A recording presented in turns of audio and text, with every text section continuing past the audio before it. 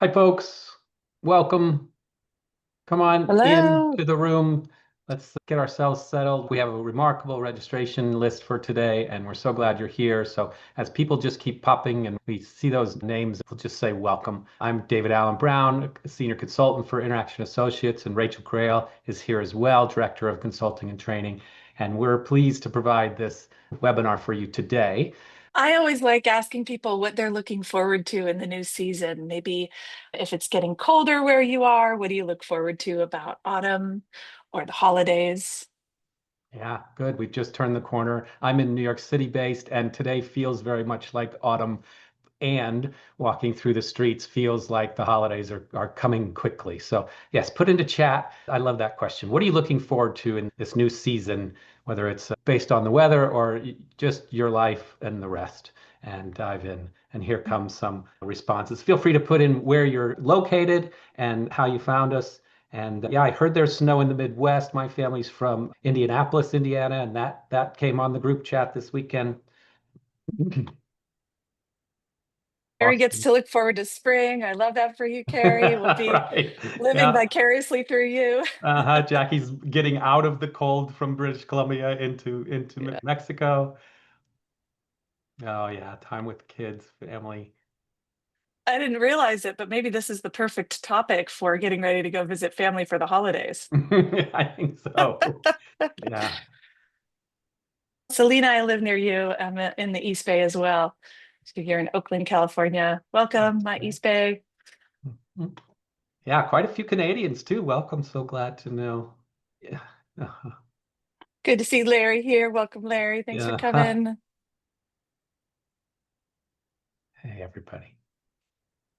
Okay, I know more folks will trickle in as we go. We want to have you participate today. We have a lot to do and be interactive. And, this is a fun way of presenting what can be a complicated and complex issue. We hope to make it a little simpler for you. And so your participation and how we can make this work for you is very important to us as we dive into these desired outcomes for today. By the end of this session, a better understanding of what holds us back from engaging. We know that there's reluctance, that these can be fraught sometimes, both before, during, and after a conversation like this. But we're going to give you knowledge to help you overcome any reluctance that you might have, empower you to do it. You'll have an understanding of how to prepare yourself for what's to come, because being ready for the conversation and intentional about it not only helps you succeed with your goals, but helps the interaction happen much smoother. So, some tools to focus your intentions and calm your mind. And by the end, an understanding of what engages people and what might cause them to shut down. A couple of techniques for keeping that conversation going, making good things happen from it. Rachel, what are you going to lead us off with?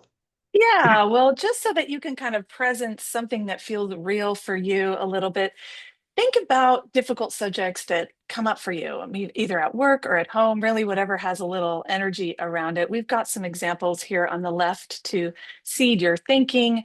Maybe you're on a team that's lagging in their performance, or there's been some changes going on. You don't agree with the decision. It can be difficult to want to have these conversations. Sometimes we just want to like stick our head in the sand, run away from it. However, you all are here, you've joined us for this webinar, so ostensibly you agree that it's worth it to bring these kinds of conversations to this table. So let's source some ideas. What are the reasons why we'd want to bother having these difficult conversations? So please drop in chat. What's one reason for you that you might want to get a difficult subject at work out in the open and address? Why would you bother doing it?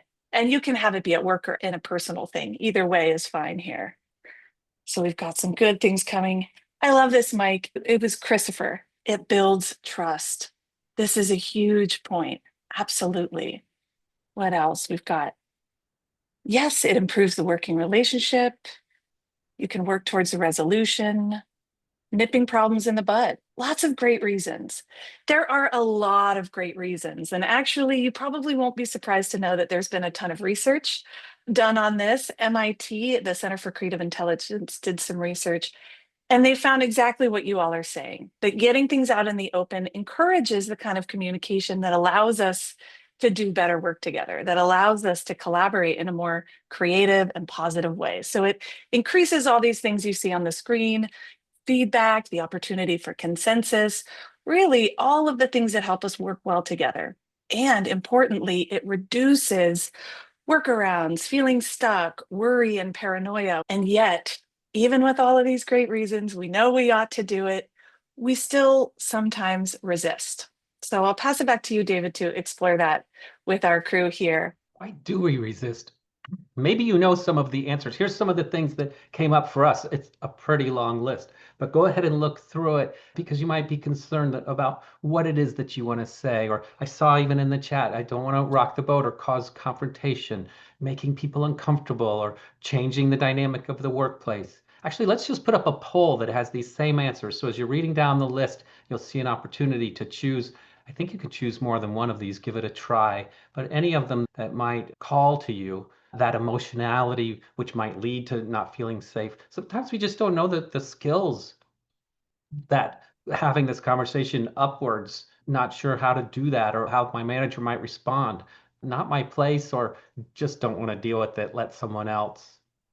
Or the old resignation that I don't believe anything will change. And maybe the goal is to change the culture a little bit and get us to that place. I see that all of the above. Yeah, feel free to check that into the chat as well. These things all occur to us from time to time. Eugene puts a good point in. Sometimes that person I need to have the conversation with is my boss. And so, how do we use some of these same techniques to utilize for all of the people in our lives? And some of this may apply to you personally as well. And if we can do that for you, we're glad to do it. All right, so here's the sort of results, and we're kind of all over. Look, there's so many folks who are doing a lot. I don't see a clear sentimental failure. I mean, the argument, the fear of escalation, the concern that we might not say it right, those are our top two. But there's concern all over the board. And in the time that we have today, we're going to do our best to get to some resolution to some of these as well. Here's a good one. Shelby put it into the chat as well, that having the time is a big one. You wonder when exactly we can get to it and do it justice. Because sometimes if we plant a seed, will that grow into something good or something negative? Boy, that can be a real concern. The good news is, we have new and expanding understanding of how and why so many of those concerns are very natural for us. First thing we can do is release any sort of self-judgment or sense that, oh, it's because of me or I should be doing better. Right now, we can set that aside and just give ourselves some grace to understand that part of our mechanics, the science of how our brains work, lead us to those places. We like being safe, having things orderly, having a concrete understanding of what's going on around us. We seek things that we can predict and understand and know what's going to happen. We have an affinity for things that are positive and that make us feel better. And we like to be forward thinking in a way that helps us be reassured about what's going to happen next. All of the things that go into a difficult conversation can ring a bell here and maybe make us into a place that's going to take us to somewhere we don't want to go. Our brains therefore respond in such a way that wants to minimize that threat. Sometimes the feelings that we have that are represented on that list are truly what's going on in our brains strive to keep us in this safe, orderly, positive place. And so they can be slightly illusional, slightly just tricks that we play on ourselves, make it a little more difficult, a little harder to go in there. So the first thing that we can do is understand that there are things working against us. There's clearly a reason for us to dive into something like this. What's making it difficult? Well, we've structured this in 3 stages in order to help you understand that this is the first place to start, overcoming these obstacles and the rest. Rachel, tell us a little bit about how to deal with what's going inside. Yeah, so given the reality of our wonderful brains working so hard to keep us safe, we find that the best way to get sort of a running start benefits that you all articulated so beautifully is just to prepare ourselves. This can help us to feel more confident, more clear, and really to think through from here to there, what's going on for me? Where do I want to get to? Get that future focused preference of the brain, give it a place to be. And so we activate our intentions by having these 4 key questions. These are pretty simple, really, when you think of it. The first thing is about what's my current state? What's going on that's important to me? Why is it important to me? Sometimes when we are having a difficult time collaborating with someone, it's because there's a value that we hold personally that's getting stepped on that they might not be aware of or they might not exactly share. So, getting clear about that so that we can share that with others will help a collaborative conversation. The next thing is to figure out regarding the issue, what would I like to see happen? What difference would that make? So we're starting to look to the future. Like if we have a great conversation, what will then happen? And spoiler alert, like if you're thinking, I just want them to feel terrible about how they made me feel terrible, well, maybe you're not setting it up for the most collaborative conversation. So it can help to think through like, is there a positive result that can be achieved through having this conversation? The third thing gets into the nuts and bolts. Like, where do I imagine raising this? Why then and there? Just to feel prepared to let those brain responses kind of rest a little bit. And lastly, we want to make this a conversation. We want to make the other person feel successful as well. So, thinking through what's the impact that I want to have on them? How do I want them to feel? How do I want them to react? So, in a moment, I'm going to ask you to jot down a few notes about these. If you have something that maybe you've been putting off bringing up to someone, you can go ahead and do that now if you already have some ideas. But I want to talk through a little example to give you a little bit more something to hold on to. So, I once worked with a colleague who was a great collaborator in a lot of ways. We designed learning programs together. She was a critical thinker. She gave really thoughtful feedback about what problems there might be and where things might fall down. The problem was that she would kind of lead with no and lead with, here's why that won't work. And while I valued her input because I think it made it better, I was noticing I started to resist bringing her into the conversation early on in the project because I just wasn't ready to be torn down by all of her critical comments. And so I think it was important because the results were suffering. And I noticed I was drifting. Our relationship was suffering as well. So, regarding the issue, what I want to see happen is that I want to feel like we have space for an open, curious conversation before we start tearing things apart. The difference would be that I think we would enjoy our work. And if I bring her in earlier, we would have a better product in the end. I imagine raising the subject sometime when we're in person because I want to have that nonverbal communication, and ideally before the beginning of a project so that we can set some agreements and then launch into them pretty quickly right afterwards. The impact that I want to have on her is that I want her to feel my respect for her approach and for the incredible talents of critical thinking that she brings. I don't want her to feel like I'm attacking her personality, but I want her to feel excited to work with me still and like there's a way forward for us to work together well. We're going to be quiet for a moment so that you can jot a couple of notes down. I'm not going to ask you to share about this because it is highly personal, but take a screenshot of this if you think this is something that you want to keep for a while. Grab a document or an old school piece of paper and just write about this for 30 seconds or so.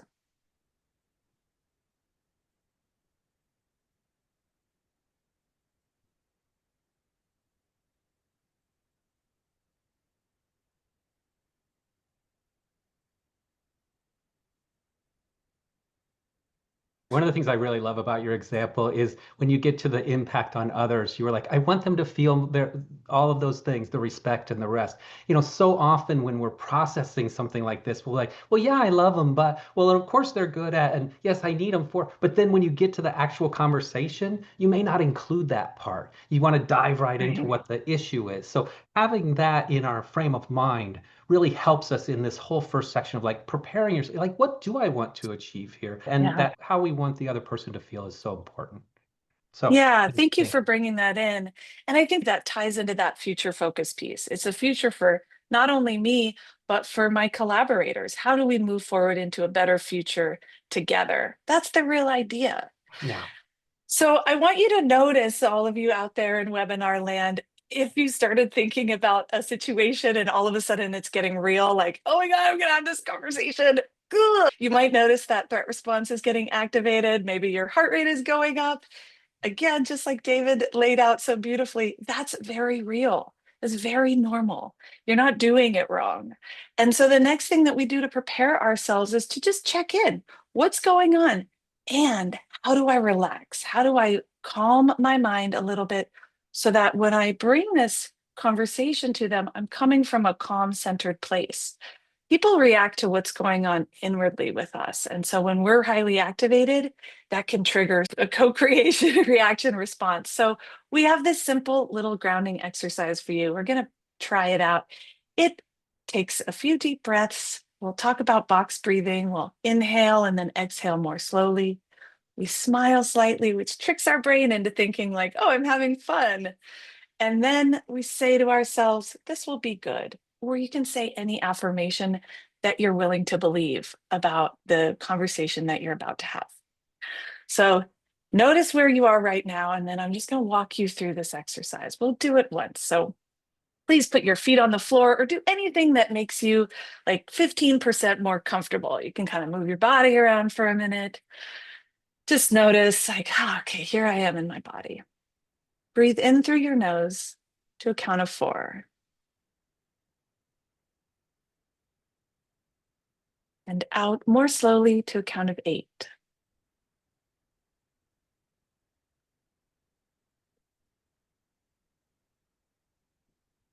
Smile slightly and say to yourself, this will be good. This would be good. And now that we're prepared to have the conversation, David, help us through the nitty gritty of it. Now A we're little in bit it. of the nitty gritty. Let's start out with this understanding, which is that though we are coming in a response to something, there's a happening, an incident, a policy, a movement, etc. We need to come in our most giving. I mean, we're really following a little bit of a theme here that how do I want the other person to react? How can this best go? Our intentions tend to be, and I believe in you, very good. And we're all in this together. And so we want not just tools that say, oh, how do I listen? What can I do? We'll get into that. But we also want to create a mindset, a choice, and intention, if you will, that I'm going into this in a way that says that I'm an ally. And what do we mean by that? The role is to listen as an ally. The purpose is to understand and support and assist. The strategy is to be curious about another's ideas and opinions and to show empathy for their experience. That's a sometimes difficult shift to make. So breathe again, do the exercise a couple more times if you need to, so that you can enter into a place that brings this to mind, a better way to listen, to really lean in and want. I love this last bit about being curious, not judgmental. If I had the guts to get a tattoo, that would probably be the one. It's a life changer if you could go by it. Curious, not judgmental, which is the Walt Whitman quote. This desire to want to dive in, to learn more, to accept, to want to step into a conversation which is not just me motivated, but is us motivated. We're in this together. We're going to be in this together again tomorrow or after this. Let's get there in a way that's positive and that where we find that we're an ally. We're working together. Now, we have some techniques for that too. Once we get the mindset right, well, then so often the question is, yeah, and so how do I do that? These are fundamental techniques that we teach throughout so many of our Interaction Associates courses. They go to the ability to give of ourselves in this mindset. And let's go through them quickly, one by one. Bracketing is one of those tricky ones, and we've picked that word on purpose because it feels a little like kind of keeping our thoughts in a bracket. It's really code for, hold your tongue or don't pile on the drama. That sense of, oh, you're right, I had that same issue, or oh my gosh, I can't believe that that's going on, or that happened to you too. And then you want to tell your story on top of it in order to, sometimes it's important though, if it's more contentious than that, if the person says something that truly contradicts your own experience or might even be outside your own beliefs. That's a time in which bracketing can become very important because rather than reacting or overstepping or getting off track from what your intentions for the conversation are, you might be easily baited into suddenly getting very emotional, very responsive, or very distracted. So bracketing doesn't mean accepting or agreeing. It means understanding that by doing this, we can keep the conversation on pace, and certainly address in a more reasonable way what it is that we've been hearing when it's our turn to provide input.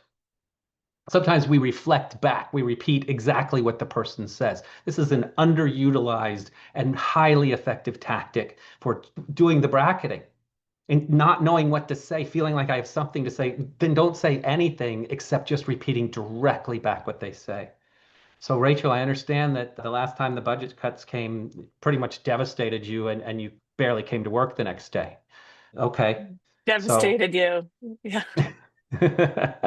so what I would say back in that case is, yes, I hear that when the budget cuts came last time, it devastated you and you couldn't come to work for 2 days. I'm bracketing the thoughts of were they really that bad and mine were hard too, and I had to let people go also. And I'm just saying back exactly what I heard, just to keep things going, to acknowledge that it's been said.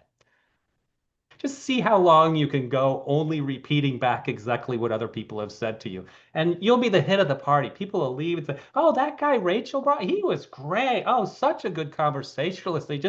People love that. They love to just know that they've been heard. That's just a little more conversational. I think I heard you say this. That's a good way to check in. Do I have this right? I think I heard this, etc. Here's one of the more powerful, this open-ended question, that avoiding the yes, no, really diving in, that getting curious about what is. And we have a list of words that avoid the yes or no. And I recently went to a workshop where they just encourage us to just focus on what questions and how questions. And though there are more types, it's a good way to practice just diving into that. What I'm finding in our workshops, though, is that sometimes it just helps to take a moment with something like this, an open-ended question, and just hear from folks and really just get our brains around, well, what words do you mean? What is it that does work? So I'm going to ask all of you, what's an open-ended question that you've used to help people share more about their perception of something, about what they've experienced? Help all of us out by just giving us some really good, remember, open-ended, avoid that yes or no. Oh, good. And here they come. I love getting this. Oh, a Strong few tell me start. Tell more. me more. Yeah, what? I see those what's up there. One I love is my go-to when I'm having a difficult conversation with someone to say, how is this landing for you? Oh, very nice. What And do you think? how do Yep, you and perceive this? Ren had that same thing. And it's semantical, but can you say more? You're falling into that yes or no. Yes. You ever asked a teenager, can you say more about that? Well, I could. Yeah, we live in a culture in which people often answer a yes or no question and then know that they're meant to go on. But in a more contentious situation, in something that's emotional, someone might use that as an exit from the conversation you're trying to steal. They can't say yes or no and just shut down. So it's just a little trick that we use. And so I invite you to think those through, use these examples in your preparation. Think about what questions will I do? The more difficult this is, the more intentional we step into it.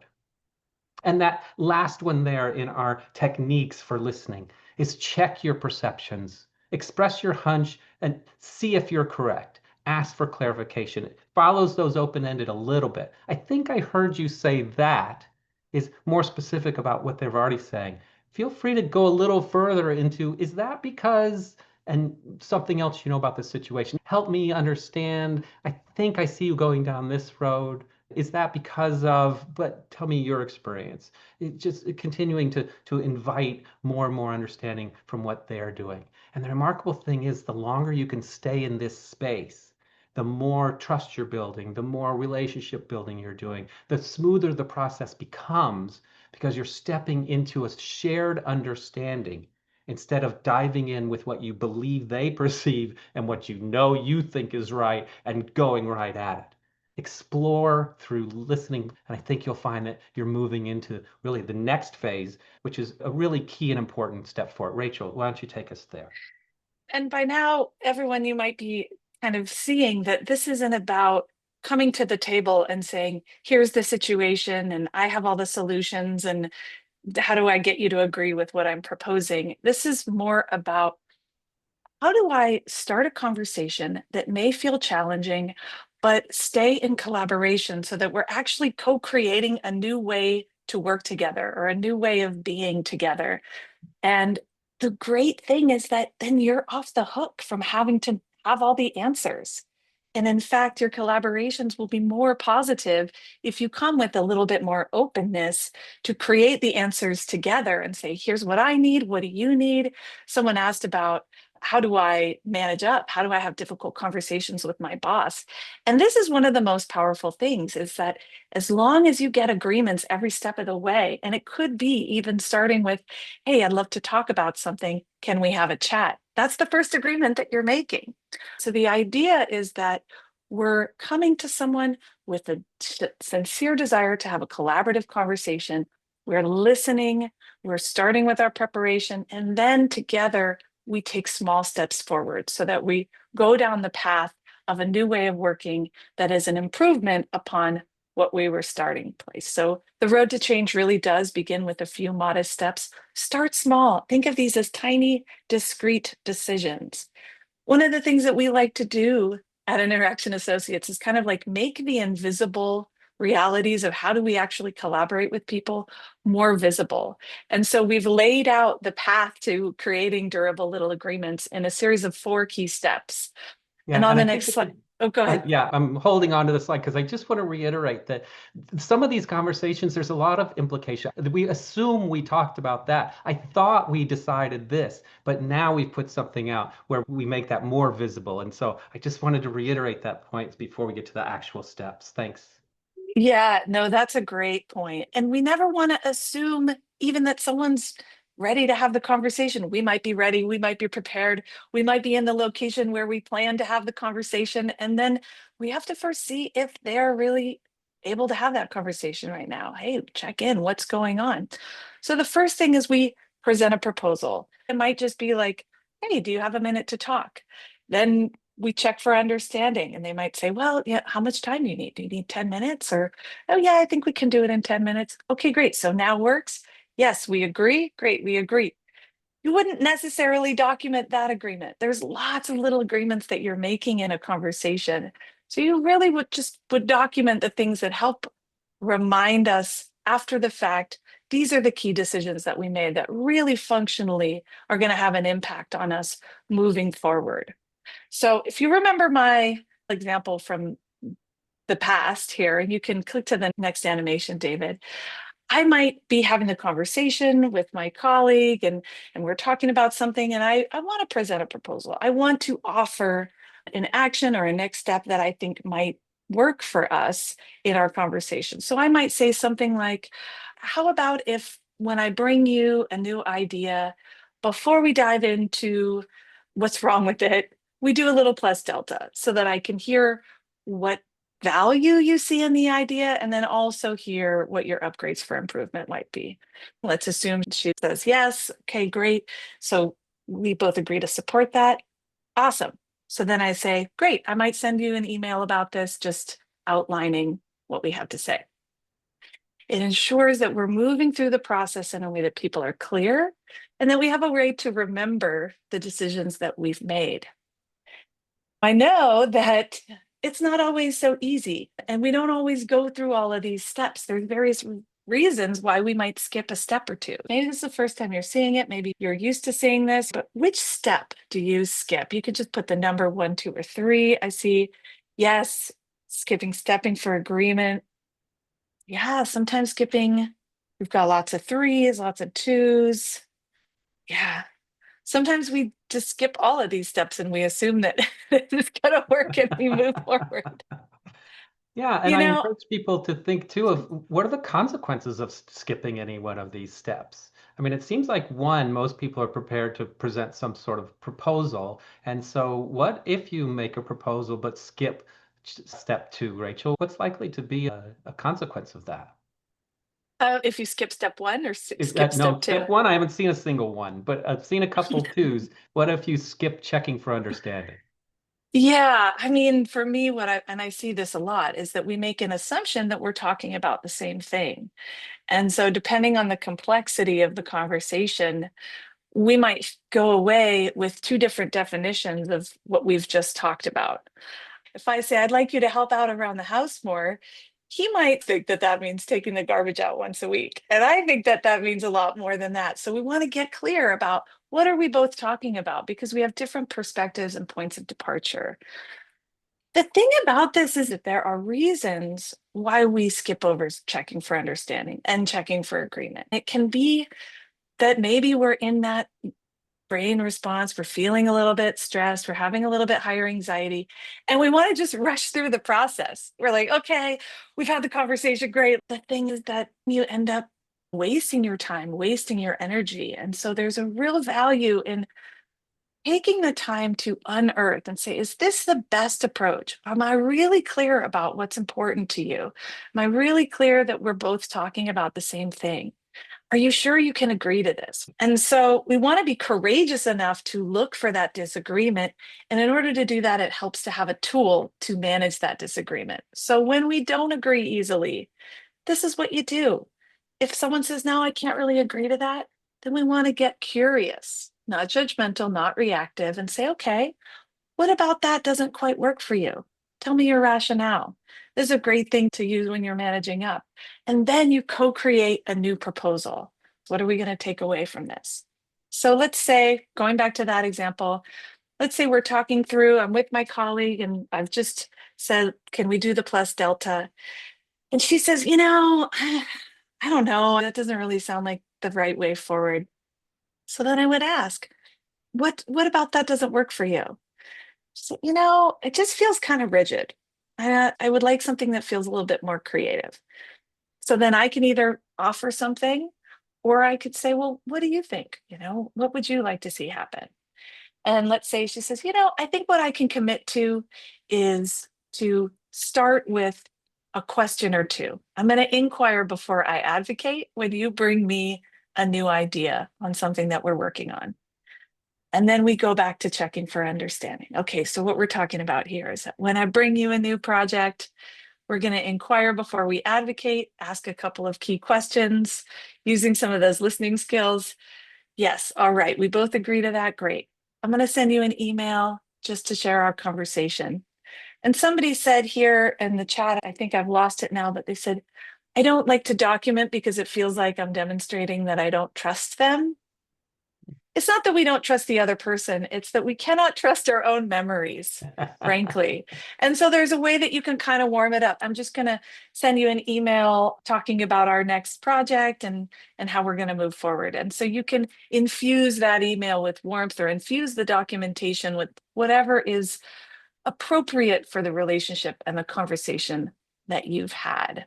So this is the way forward, but really it's about saying, my goal is to work with you. My goal is for that us together can create a way forward. And that makes it a lot less scary to put the elephant on the table.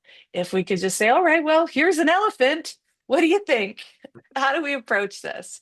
So let's pass it back to you, David, and you can kind of wrap it up and then we'll see if we've got some questions. Yeah, I think we'll be open to questions. I want to take this full circle and understand that documenting agreement, the first place to evaluate for that is all the way back into those four questions. What do I need the outcome to be? Let's be realistic too. Sometimes we're talking about things that are interpersonal or just ways of working. Other times these conversations might be more difficult about policy or about something that's going on in the workplace that doesn't seem acceptable to you or about culture. Please know that it's important in that evaluation process to find the tools that you need. If you're a manager, knowing whether or not documentation is in fact required because of the conversation that you're having. I love what Rachel was saying. If it's something friendly and nice, maybe just a thank you note is what you're going to document with. Thank you so much for you being brave enough to have that conversation with me. I'm so glad we were able to find a resolution. That's documenting an agreement in a completely different way. So we're talking about tools that you can use in whatever situation works best for you, and that's really important. I think one other thing I want to address, it's as a question, but before we get to the summary, Emma has put into the chat too, the problem Yeah, often seems that people don't say when they don't agree.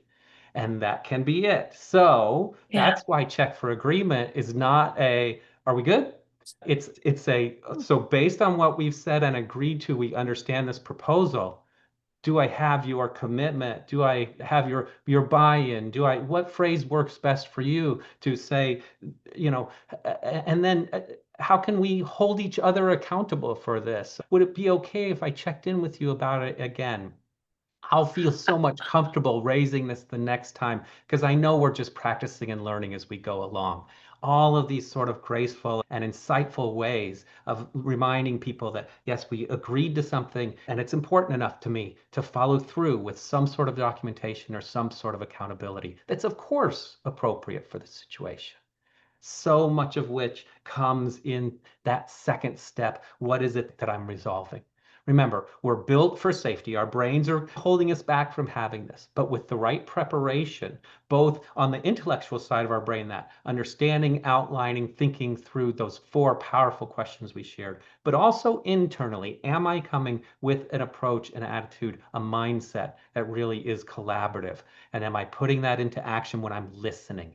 Not just saying, yeah, I want to hear what you say, but using tools that encourage and keep that conversation open, helping things move along with open-ended questions and inquiry. And then those small agreements that come a little bit at a time as you move along. Can we at least agree that we want our workplace to be better? Can we at least agree that 3-week-old food in the fridge is gross? And managing up is sometimes knowing what your manager's currency is. Can we at least agree that you want me to be more productive and make better sales? Can we agree that we want to be the most prosperous we can? Can we agree that your boss will be impressed if I do that? We sometimes have to find that. So there are a few questions. We have just a couple of minutes. What do you see in the chat, Rachel, that's Yeah. intriguing? There's a lot. I love what Lindsay's saying. Do you find better responses on checking for agreement if you ask people to identify if they don't agree? Yes, that's a powerful tool. We call it the negative poll. No one can really answer the question, does everyone agree? Because I don't know if everyone agrees. But if I say, can anyone not agree to this? Or can anyone not live with this? Or does anyone disagree? That is a question that holds people to it a little bit more. So absolutely, Lindsay, love that. And then I wanted to speak to what Emma was saying as well, that sometimes people just, they sort of try to slide under the radar and they may not want to help and resolve things. So there's a little bit of a diagnostic that needs to happen. Like if you are not yet in a place where you have a collaborative attitude with someone, there might be a little bit of leading up to that. Really, that can happen in your preparation and activating the intentions. Like, all right, what do I really want? Maybe the first thing that you want is to just get to a situation where this person might be open to having a conversation. So, what do you do to get there? Did you want to add anything to that, David? It's a difficult situation. And what I find is it goes a little to what I was saying before, sort of keep moving up the breadth of where you can find agreement. So some of it is, if maybe you're starting with a particular, I wish this action would change and there's not agreement there. Oh, well, can we agree that our goals in our department that we share the same goal or the same impression like stinky food is gross.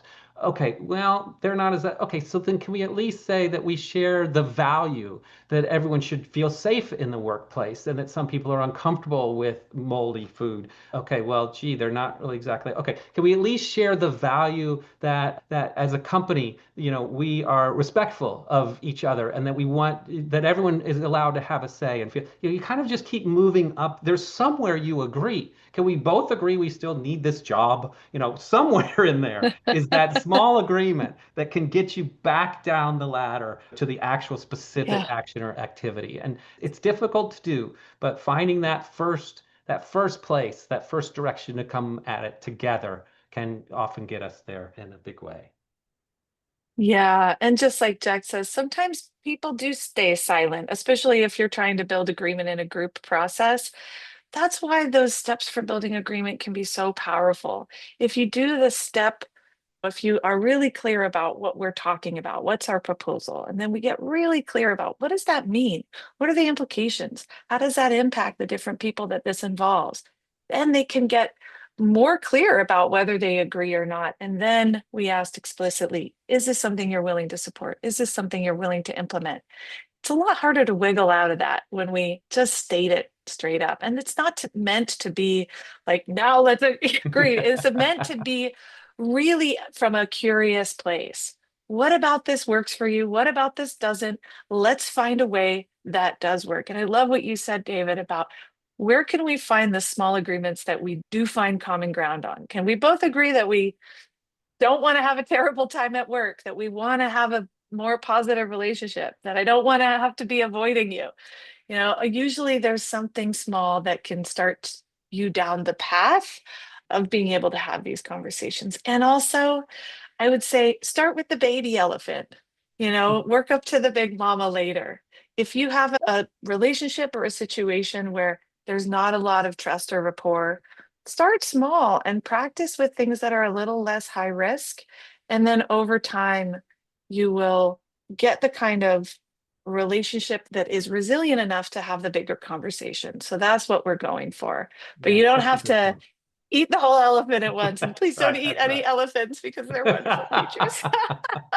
As you can imagine, we are in 45 minutes able to just brush on these topics that we dive so much more deeper into throughout all of our Interaction Associates programming. So I want to put this last slide up as a reminder that if your company is not yet ready to send a bunch of people, then you can say, this is important information to me, and come to one of our open enrollment programs. Some are live in person, others are online and accessible, and we'll soon add some West Coast sites and events to this list, but you can always go and find them at interactionassociates.com. And there's a discount available until the end of the year. So that's a good agreement you can take to your boss. Can we all agree that 10% off is a good thing? So send me to this. Meanwhile, there's also a survey that's popped up. If you take that before you go, that would be great. Go to the website, sign up for our facilitation tips that come once a week to your mailbox, just little things to try as you move along, and lean on IA as much as you can. We're glad to be in service. We love making your workplace better. We love helping you work better together. So thanks for today, and we'll see you very soon. Bye, everyone. Thank you.